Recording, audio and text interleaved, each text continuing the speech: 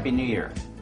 I'm Ed Pozzuoli, president of TrippScott, and we continue with our webcast with Commissioner Charlotte Rodstrom, the City of Fort Lauderdale. Charlotte, welcome. Thank you, Ed, and thank you for having me. You're welcome. Charlotte, you're Commissioner in Fort Lauderdale since 2006 and District 2. Describe for us where District 2 lies.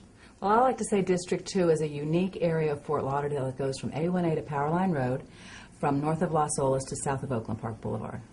And, of course, a lot of diverse communities within that district. Huge diverse communities, yes. And with the economy the way it is, Charlotte, how is the city preparing and anticipating the needs of its citizens?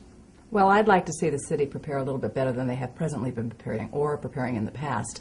What we really need to do is look at all of our finances. I'd like to see us go down to zero-based budgeting. We're going to have a loss in revenues. We're going to have a loss in the gas tax. We're going to have a loss in franchise fees. The amount of money that the city is going to bring in is going to be substantially lower than it has been in the past. We're going to need to work within a different type of budget. Our budget has increased over the last 3 to 4 years. It's basically doubled in size, and I think there's plenty of government waste. We need to go through it with a fine-tooth comb and find those particulars out so that we can save the essential services, keep our employees employed, and maintain everything that you're used to living for and living in Fort Lauderdale. So the essentials are really to protect essential basic services of the city? And then also not to increase your taxes. That's important, too. It's huge important. I mean, people cannot afford basic things these days because of the economy. So you want to make sure that their taxes are not increased as well, and that their services are provided for, and that they feel comfortable in their homes and they're safe. That would lead me into the public safety issue as well. You know, we want to make sure that if crime does take a slight increase, which it may because of the economy, that we're well prepared. How have you addressed that? I initiated in a couple of the meetings, the conference agenda meetings that we had at the Commission, the possibility of redeployment of our police force in order to address that. Take from the areas, for instance, the horse patrol, the marine patrol, the bicycle patrol, and see if we could get a consolidated group of police officers that were primarily interested in focusing on the heavy crime that we have in the other areas. And they sent out an application. They had more than 40 applicants apply, I think close to 70. We have a 40-man unit now. It's called the Special Unit, and we use them for whatever we need to do with the drugs and the crime that goes on. So a more efficient use of the current police force. Exactly, and it's working great. Good. So that's a good thing. And with respect to, you mentioned plans, is the one of the discussion points that the city is beginning to undertake is the development of a strategic plan. What's been your role with that? Since I've been elected in 2006, I've asked for budget workshops. And we have not had budget workshops. We've had a goal setting.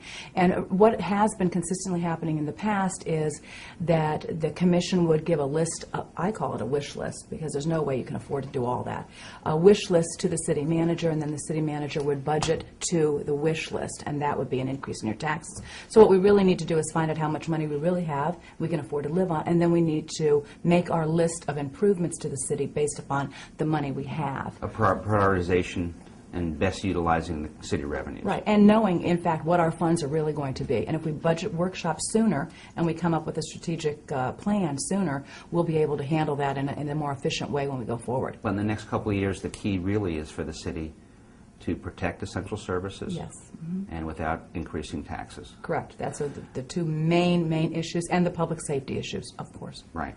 And one other point that's always a big issue in the city is development. Or some sort of planned development. Where have you stood on that since 2006? Well, you know, development, redevelopment, economic development, all of that are issues that are going to be very important, especially now. In 2006, we came up with a comprehensive beach master plan that's being in the works. I believe it's in planning now, being looked at, and we will go through the final processes of approving that plan and making the necessary amendment changes to the ULDR in the future. That will take care of the beach area that was a large group that put me into office the last time. The other flip side of it is the other parts of the district, which is the areas that are in the near downtown, the downtown, and the outskirts of the downtown area. Those areas are in very need of redevelopment. Those areas, I've approved a lot of projects in those areas to try to get the economic development going. I believe that there is still an opportunity for development in those areas, and we need to incentivize developers to come and continue on with their plans to give them whatever they need to be able to redevelop in the areas of need. So smart, controlled growth. Smart, controlled growth, yes, with a better standard, so, yeah. So overall, basically the revenues of the city can increase while you're protecting the integrity of neighborhoods. That's exactly, you've hit it exactly on the head. Thank you. That's great. Okay. So February 10th there's a primary election, and several city commissioners, including yourself, are up for election. Correct. And there'll definitely be a change after this election cycle. How do you anticipate the commission being different? Well, the commission could possibly be different. All 5 of us could be replaced. I mean, we don't have staggered terms. This is the first time in a long time that we have the consensus of commissioners that are term limited out, and that includes the mayor. So just by the sheer example of that, we will have a difference in our commission no matter what happens. So I'd like to bring to the table the little bit of experience of the last 3 years, going through the 3 budgets that we've gone through, and the experience and information that I have, and bring that to the table to help the new commissioners.